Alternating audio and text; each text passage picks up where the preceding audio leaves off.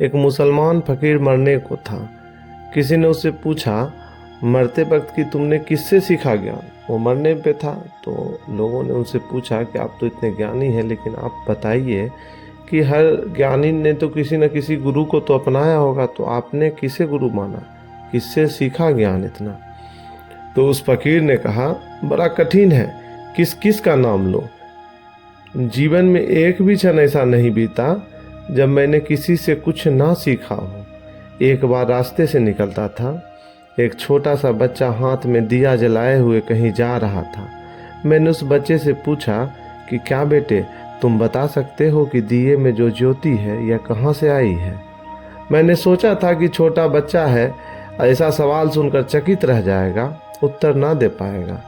लेकिन उस बच्चे ने क्या किया, उसने फूंक मार दी और दिए को बुझा दिया और मुझसे पूछा कि अब तुम ही बताओ कि ज्योति कहाँ चली गई। मैंने उस बच्चे के पैर पकड़ लिए।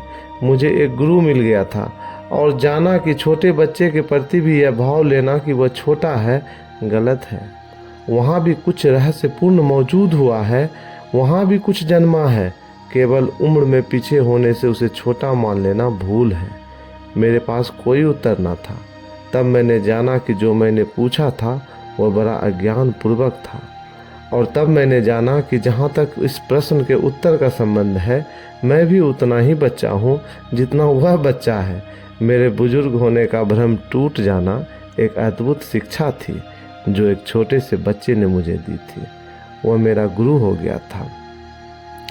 दूसरी बार एक बार और फिर मैं जा रहा था कहीं, तो उस फकीर ने फिर कहा कि मैं एक गांव में ठहरा हुआ था और एक औरत भागी हुई आई और उसके कपड़े अस्त व्यस्त थे। उसने बुर्का ना ओढ़ रखा था। उसने आकर मुझसे पूछा कि क्या आप किसी आदमी को यहाँ से निकलते हुए देखा है? तो मैंने उनसे कहा कि बदतमीज औरत, पहले अपने कपड़े ठीक कर और मुझसे कुछ पूछ। उस स्त्री ने कहा, माफ़ करें, मैं तो समझी कि आप परमात्मा के दीवाने हैं और प्यारे हैं। मेरा प्रेमी इस रास्ते से निकलने वाला है, मैं उसको खोजने निकली हूँ। बरसों के बाद इधर से वह जाने को है। मैं तो उसके प्रेम में इतनी दीवानी हो गई कि वस्त्रों की कौन कहे, मुझे अपनी देख की भी कोई सूध नहीं है। लेकिन तुम परमात्मा के प्रेम में इतने दीवाने ना हो सके कि दूसरों के वस्त्र तुम्हें दिखाई ना पड़े। उस फकीर ने कहा। मैंने उसके पैर पकड़ लिए और मैंने कहा, तेरा प्रेम मुझसे ज़्यादा गहरा है और मैं सोचता हूँ कि मैं परमात्मा का प्रेमी हूँ। तूने बता दिया कि नहीं हूँ। जिसे अभी दूसरों के वस्त्र भी दिखाई पड़ते हैं, वह क्या परमात्मा का प्रेमी होगा? जो प्रेम में इतना भी नहीं डूब पाया जितना कि एक समान स्त्री अपने प्रेमी के ख्याल में डूब जाती है, तो वह स्त्री मेरी गुरु हो गई। और उस फकीर ने कहा, एक बार एक गांव में आधी रात भटका हुआ पहुंचा। गांव के सारे लोग सो गए थे। सिर्फ एक आदमी एक मकान के पास दीवार के पास बैठा हुआ मुझे मिला। मेरे मन में ख्याल हुआ कि हो न हो यह कोई चोर होना चाहिए। इतनी रात किसी दूसरे मकान की दीवार से यह कौन टिका है?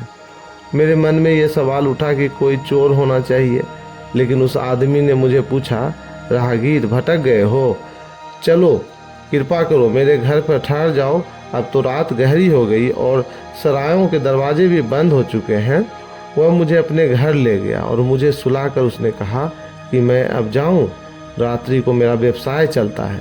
तो मैंने पूछा, क्या है तुम्हारा व्यवसाय? उसने कहा कि परमात्मा के एक फकीर से झूठ ना बोल सकूंगा, मैं एक गरीब चोर हूँ। वह चोर चला गया और उस फकीर ने कहा कि मैं बहुत हैरान हो गया, इतनी सच्चाई तो मैं भी बोल नहीं सकता हूँ।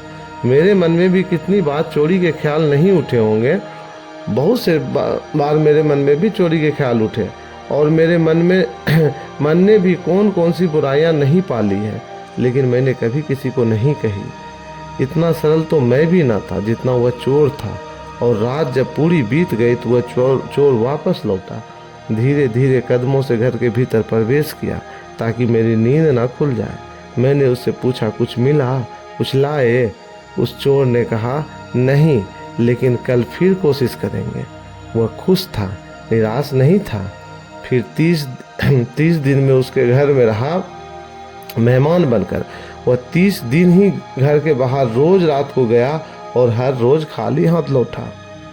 और सुबह मैंने उससे पूछा कि कुछ मिला, तो उसने कहा आज तो नहीं, लेकिन कल ज़रूर मिलेगा, कल फिर कोशिश करेंगे।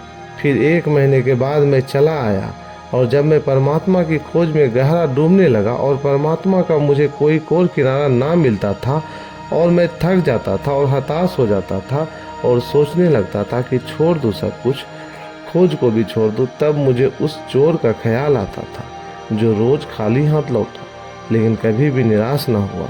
और उसने कहा कि कल फिर कोशिश करेंगे। और उसी चोर के बार बार ख्याल ने मुझे निराश होने से बचाया। जिस दिन परमात्मा की ज्योति मिली, उस दिन मैंने अपने दोनों हाथ जोड़े और उस चोर के लिए प्रणाम किया। अगर वह उस रात मुझे ना मिला होता, शायद मैं कभी का निराश हो गया होता।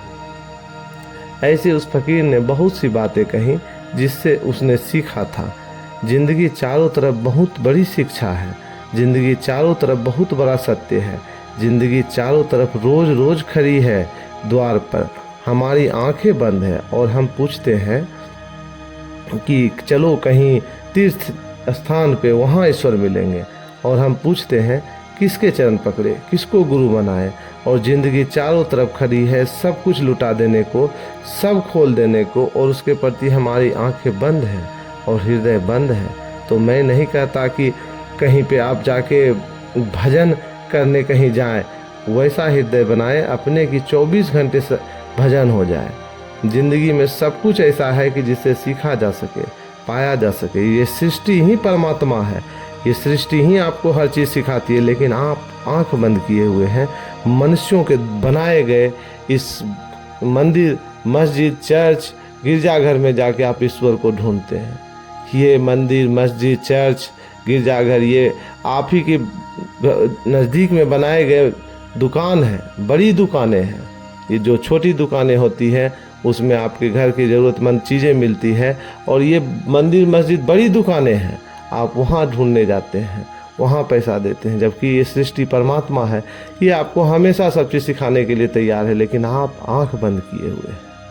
तो कोशिश कीजिए कि आंखों को खोलिए, आपका सत्य ही आपको ज्ञान देगा, आपका अनुभव ही आपको सत्य को पाने में मदद करेगी। अगर इस वीडियो से कुछ सीखने को मिला तो धन्यवाद।